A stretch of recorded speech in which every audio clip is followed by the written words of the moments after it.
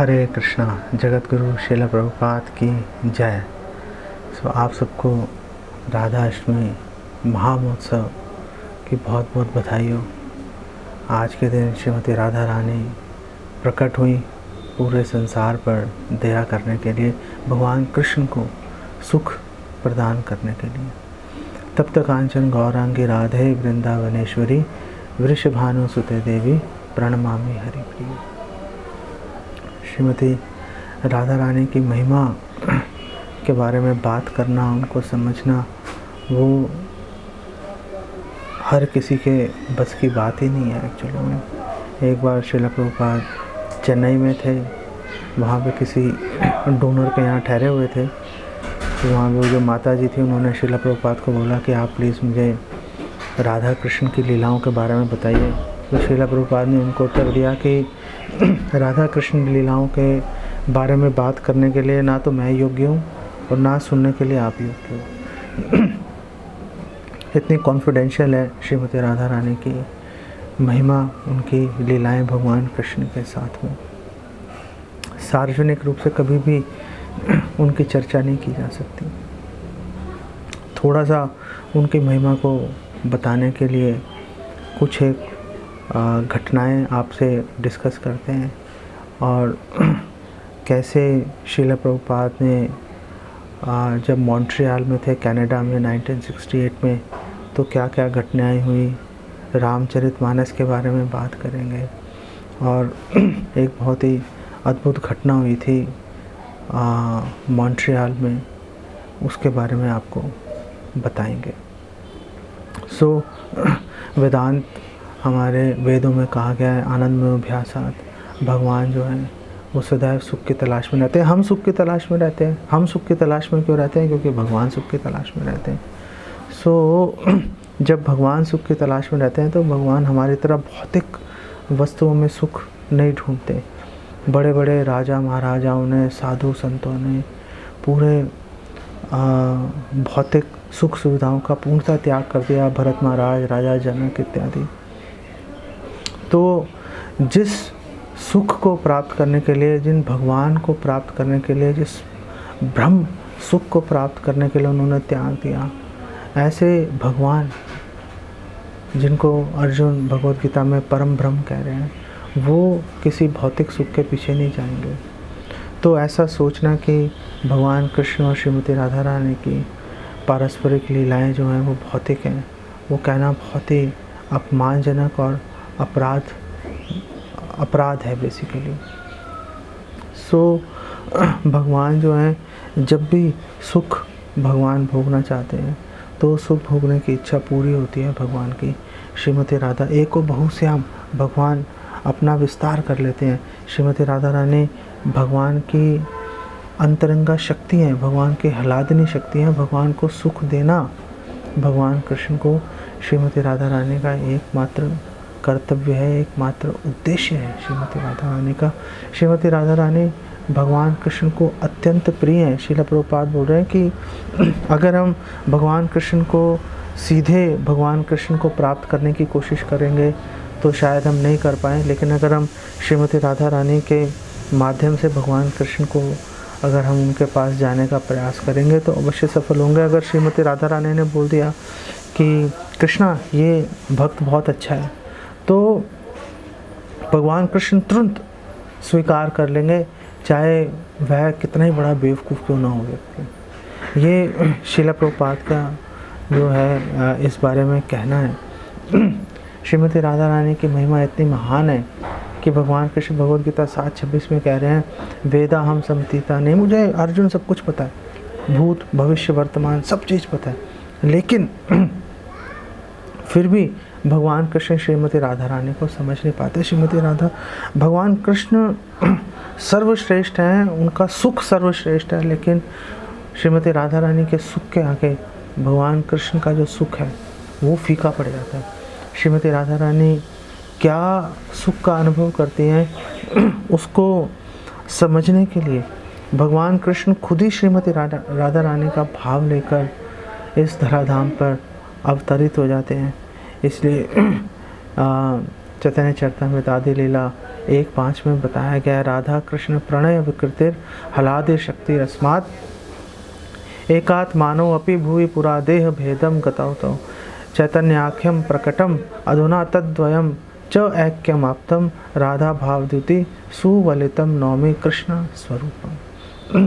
कि जो भगवान कृष्ण और श्रीमती राधा रानी की पारस्परिक लीलाएं हैं वो भगवान की योग माया शक्ति अंतरंगा शक्ति के अंतर्गत संपन्न होती है। हालांकि राधा कृष्ण एक हैं, शक्ति शक्तिमान अभेदा वो एक हैं, लेकिन फिर भी लीला करने के प्रयोजन से वो अलग अलग दिखाई देते हैं वो। और ये जो दोनों दिव्य जो विभूतियाँ हैं श्रीमती राधा रानी और भगवान कृष्ण ये दोबारा से एक हो गए हैं श्री चैतन्य महाप्रभु के रूप में जो अवतरित हुए हैं, क्योंकि स्वयं भगवान है, स्वयं भगवान कृष्ण है, लेकिन उन्होंने श्रीमती राधा रानी का भाव और श्रीमती राधा रानी की जो अंग कांति है उसको उन्होंने वर्ण किया और चैतन्य महाप्रभु के रूप में प्रकट हो गए। ऐसे श्री चैतन्य महाप्रभु को हम प्रणाम करते हैं। श्रीमती राधा रानी की सबसे जो मुख्य शिक्षा श्रीमती राधा रानी से हम ले सकते हैं वो है सर्विस इन सेपरेशन, विरह में भगवान की सेवा करना, संभोग में नहीं, विरह में भगवान की सेवा करना। और यही श्री चैतन्य महाप्रभु ने जब श्री चैतन्य महाप्रभु यहाँ पर आए इस धराधाम पर, तो श्री चैतन्य महाप्रभु ने भी इसी बात को सिखाया। जो 6 गोस्वामी हैं उन्होंने भी इसी बात को सिखाया, हे राधे ब्रज देव के चलते, हे नंद सुनो कुता, श्री गोवर्धन कल्प पादप तले कालंदी वने कुता, घोषांताओ इति सर्वतो ब्रजपुरे खेदेर महाविह्वलो, वंदे रूप सनातनो रघु युगो श्री जीव गोपाल को। तो 6 गोस्वामी ये नहीं कह रहे थे कि ओ हमने रासलीला देख लिया, हमने कृष्ण को देख लिया, हमने श्रीमती राधा रानी को देख लिया। वो हमेशा विरह का अनुभव कर रहे थे, हमेशा ढूंढ रहे थे उनको, हे कृष्णा, हे श्रीमती राधा रानी आप कहाँ हो, क्या आप यमुना के किनारे हो, गोवर्धन में हो, कहाँ पर हो आप। हम बहुत ही विह्वल होकर, बहुत ही पीड़ा में, विरह जनित पीड़ा से ग्रसित होकर हम आपको निरंतर ढूंढने का प्रयास कर रहे हैं। गदाधर पंडित भी इसी बात को दिखा रहे हैं। चैतन्य महाप्रभु, हालांकि माता शची ने गदाधर पंडित को बोला था तुम हमेशा निमाई के साथ रहना, तुम अच्छे लड़के हो, तुम संभाल लेते हो। लेकिन चैतन्य महाप्रभु ने विरह में सेवा दिखाने के लिए गदाधर पंडित को छोड़ कर चले गए पुरी में। उनकी चलो संन्यास, उनको क्षेत्र संन्यास की प्रतिज्ञा का भी रक्षा करनी थी, लेकिन उनको छोड़ा, वो चले गए वहाँ से। जब वृंदावन गए, दक्षिण भारत की यात्राएं की, तो गदाधर पंडित से आते थे, बेहोश होकर नीचे गिर जाते थे। गदाधर पंडित बिल्कुल उसके पुरी के जो बॉर्डर है, सीमा क्षेत्र तक जाते थे और फिर चैतन्य महाप्रभु कहते थे भाई इसके आगे नहीं आप जा सकते, अब आप वापस आप यहीं पे रहो, मैं होके आता हूँ। बेहोश होकर नीचे गिर जाते थे, निष्प्राण होकर। चैतन्य महाप्रभु पीछे मुड़ के नहीं देखते थे। विरह में सेवा का भाव दिखाने के लिए नित्यानंद प्रभु को चैतन्य महाप्रभु ने, जो कि नित्यानंद प्रभु तो प्राणी है चैतन्य महाप्रभु के, उनको बंगाल भेज दिया, जाओ आप जाके प्रचार करो। तो ये नित्यानंद प्रभु आए खड़दाह में, उन्होंने अपना निवास बनाया और वहाँ पे आसपास प्रचार कर रहे थे।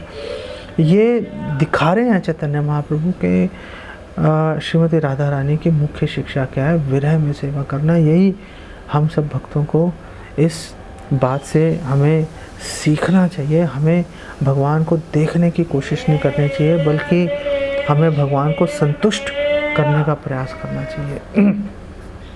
शिला प्रभुपाद की बात करते हैं। शिला प्रभुपाद आप देखो एडवांस स्टेज में, वृद्धावस्था में, शिला प्रभुपाद वृंदावन को छोड़कर शिला प्रभुपाद उग्र स्थान चले गए।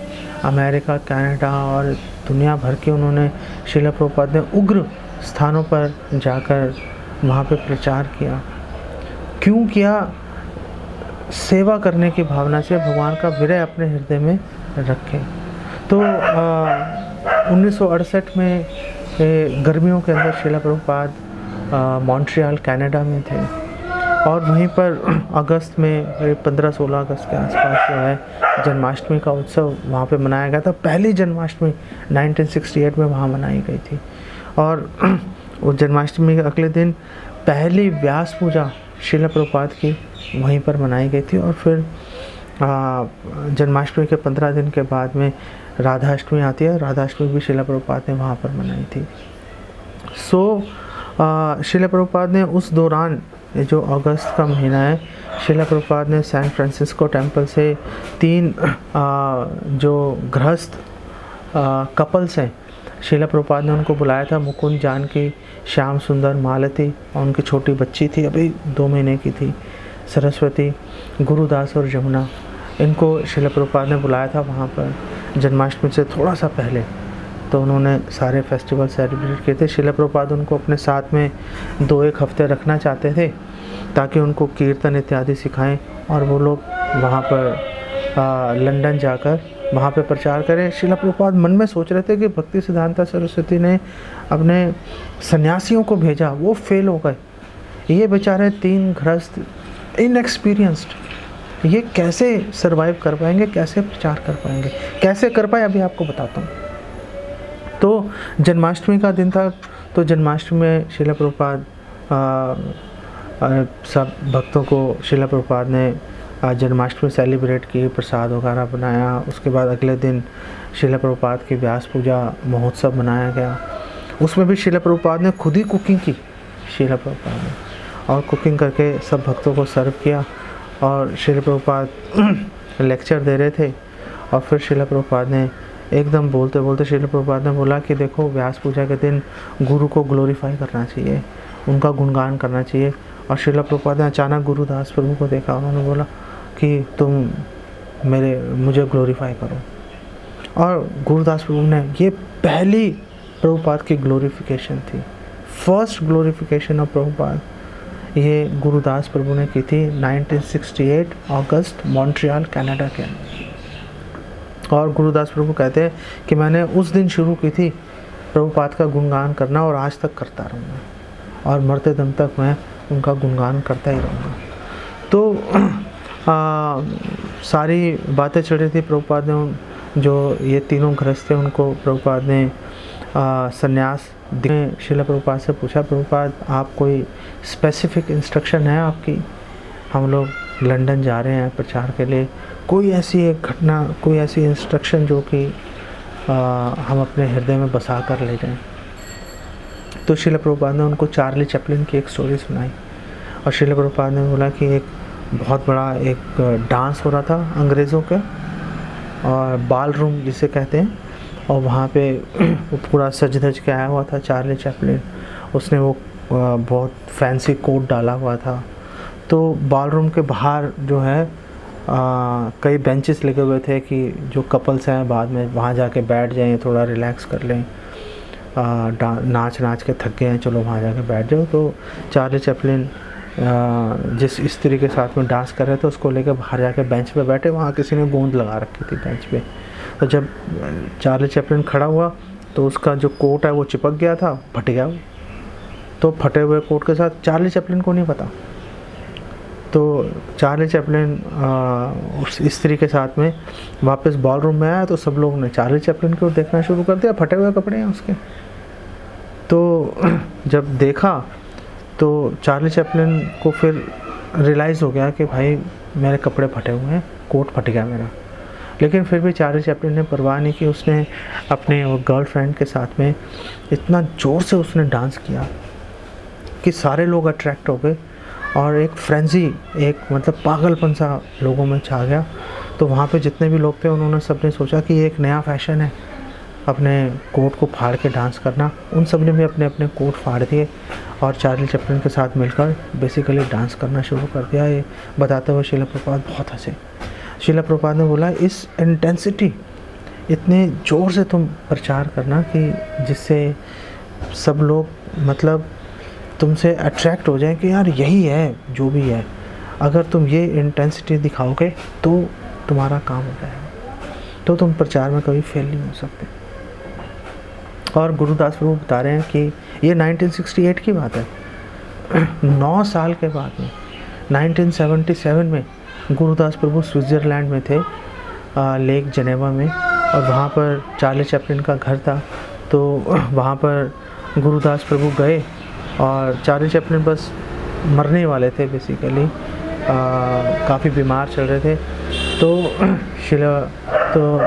गुरुदास प्रभु उनकी वाइफ से मिले, ऊना ओनील से, और उनको Bhagavad Gita as it is उनको प्रेजेंट किया, और साथ में प्रभुपाद चार्ली चैपलिन के बारे में क्या सोचते हैं और इस घटना के बारे में बताया। तो वो बहुत हंसी उनकी वाइफ, और उनकी वाइफ तुरंत चार्ली चैपलिन के पास गई। वो बेड पे लेटा हुआ था, बीमार एकदम, काफ़ी बुरी हालत थी उस समय उसकी। और जो ऊना ओनील है उसने चार्ली चैपलिन को पूरी ये स्टोरी सुनाई और उसने धन्यवाद दिया कि शिला प्रभुपाद ने उनके बारे में ऐसा सोचा। और उसके कुछ दिनों के बाद ही चार्ली चैपलिन का देहांत हो गया था। तो राधा अष्टमी आ गई। राधा अष्टमी पे शिला प्रभुपाद, बहुत से लोग बोलते हैं कि शिला प्रभुपाद ने राधा अष्टमी, वो राधा अष्टमी ऐसी है 31 अगस्त 1968 मॉन्ट्रियल कनाडा में जब शिला प्रभुपाद ने राधा अष्टमी का लेक्चर दिया। तो वो लेक्चर जो है वो श्री तुलसीदास जी के रामचरितमानस से उन्होंने शुरुआत की थी उसकी। तो कई लोग मैंने एक नोट भी पढ़ा था जिसमें जस्टिफाई किया हुआ है कि क्यों इस्कॉन के भक्तों को रामचरितमानस पढ़नी चाहिए। तो एक्चुअली मैं ये बताना चाहता हूँ यहाँ पे, अगर आप पूरा लेक्चर ध्यान से सुनो या पढ़ो जो वेदाबेस में है, आपको वहाँ से पता चल जाएगा कि एक इंडियन माता जी थी, उन्होंने स्पेशल रिक्वेस्ट की थी प्रभुपाद को कि आप प्लीज़ इस श्लोक को एक्सप्लेन कर दीजिए। इसीलिए शिला प्रभुपाद ने वो श्लोक को लिया एक्सप्लेन करने के लिए। शिला प्रभुपाद ने उस श्लोक को श्रीमती राधा रानी को ग्लोरीफाई करने के लिए नहीं लिया था, वो एक स्पेसिफिक रिक्वेस्ट थी एक इंडियन माता जी की, इसलिए शिला प्रभुपाद ने ऐसे किया। और जैसे वो श्लोक उन्होंने शॉर्ट एक्सप्लेनेशन दी और तुरंत शिला प्रभुपाद ने बोला ओके, अब मैं राधाष्टमी के बारे में बात करना चाहता हूँ, अब मुझे श्रीमती राधा रानी को ग्लोरीफाई करने दो। तो हम रामचरितमानस के बारे में क्या सोचते हैं? तुलसीदास जी बहुत ही महान संत हैं, इसमें कोई शक नहीं है, हम उनके पैरों की धूल के बराबर भी नहीं है। रामचरितमानस बहुत ही महान ग्रंथ है, लेकिन हमारे मूड से मैच नहीं करता। हम लोग श्री चैतन्य महाप्रभु के अनुगत हैं, हम श्री चैतन्य महाप्रभु का जो सर्विस इन सेपरेशन है, जो माधुर्य भाव के अंदर हम विरह के अंदर भगवान की सेवा करने का, उस माधुर्य उज्जवल भाव को हम अनुशीलन करना चाहते हैं प्रभुपाद के अनुगत रह के। तो हम जो हमारे आचार्यों का, रूपा गोस्वामी, सनातन गोस्वामी, स्वरूप दामोदर गोस्वामी, इनका जो मूड है, उस मूड को हम अंगीकार करके, उस भाव को अंगीकार करके हम आगे बढ़ना चाहते हैं। तो इसका मतलब है कि हमें वो साहित्य पढ़ना चाहिए, उन ग्रंथों को पढ़ना चाहिए जो कि इस भाव को पुष्ट करें। और उसके लिए हमें श्रील प्रभुपाद और हमारे जो पूर्ववर्ती आचार्य हैं, उन्होंने जो भी टीकाएँ दे रखी हैं, उन टीकाओं को पढ़ते हुए हमें उस भाव को अपना विकसित करना चाहिए और भगवान की सेवा में हमें संलग्न होना चाहिए। अब सवाल ये आता है, आखिरी पॉइंट जो आज का है, कि आखिर ये जो 3 इनएक्सपीरियंस बिल्कुल अबोध कपल्स, ग्रस्त वो कैसे वहाँ पे सक्सेसफुल हो गए, जहाँ पे सन्यासी फेल हो गए, जहाँ पे प्रचार करने के अंदर। तो जाने से पहले तीनों गृहस्थ शिला प्रभुपाद के सामने थे। तो मालती देवी जो है, उन्होंने शिला प्रभुपाद को बोला कि शिला प्रभुपाद, आपकी कृपा के बगैर हम लोग सफल नहीं हो सकते, तो आप प्लीज़ हमें अपनी कृपा प्रदान कीजिए। तो कैसे कृपा प्रदान होगी? तो शिला प्रभुपाद ने पूछा, क्या चाहते हो तुम? तो उन्होंने कहा, आप प्लीज़, मालती देवी ने बोला, प्लीज़ ध्यान से सुनिएगा। मालती देवी ने बोला, हे शिला प्रभुपाद, आप प्लीज़ हमें अपने लोटस फीट आप हमें किस करने दीजिए। सारे जैसे बम फूट जाता है वहाँ पे, कभी किसी ने ऐसा नहीं सोचा था। प्रभुपाद के पैरों को हाथ लगाना बड़ी बात थी, उनके चरण कमलों को चूमना, किस करना, वो तो बड़ी बात है। लेकिन शिला प्रभुपाद ने बोला, okay fine, I am okay with it, मैं आपको अनुमति देता हूँ। तो इन 6 भक्तों ने, ये जो 6 भक्त हैं, कौन कौन से? ये जो 6 भक्त हैं, मुकुंद और जानकी, श्याम सुंदर मालती और गुरुदास और जमुना, इन 6 भक्तों ने श्रील प्रभुपाद के तलवे, जो पैर है उसका ऊपर का हिस्सा ने, तलवों को 6 के 6 भक्तों ने बारी बार से उन्होंने किस किया श्रील प्रभुपाद के अपने माथे पे, उनकी रज स्वीकार की और फिर वो लंदन के लिए रवाना हो गए। ऐसी राधा अष्टमी के आसपास की बात है और हम सबको पता है कि उसका परिणाम क्या हुआ। उसका परिणाम हुआ कि पूरे ब्रिटेन के अंदर, लंदन में, आसपास के शहरों में कृष्ण भावनामृत आग की तरह फैल गया। ये शुद्ध भक्त के चरण रज अपने सिर पे स्वीकार करने का फल है। तो आइए हम इस राधाष्टमी के पावन अवसर पर हम श्री चैतन्य महाप्रभु, नित्यानंद प्रभु, रूपा गोस्वामी, सनातन गोस्वामी, हम श्रीमती राधा रानी के चरणों में हम निवेदन करते हैं कि हमें वो प्लीज़ सेवा में लगाएं, हमारे दोषों को भी वो स्वीकार करके उनको भी ऐसे स्थिति बना दें कि हमारे दोष भी भगवान की सेवा में लग जाए। उनके लिए कुछ भी असंभव नहीं है, चुटकी में काम हो जाएगा। तो ऐसे ही हमारी भगवान के चरणों में प्रार्थना है। यहीं पे विराम देते हैं। जगत गुरु श्रील प्रभुपाद की जय। हरे कृष्णा।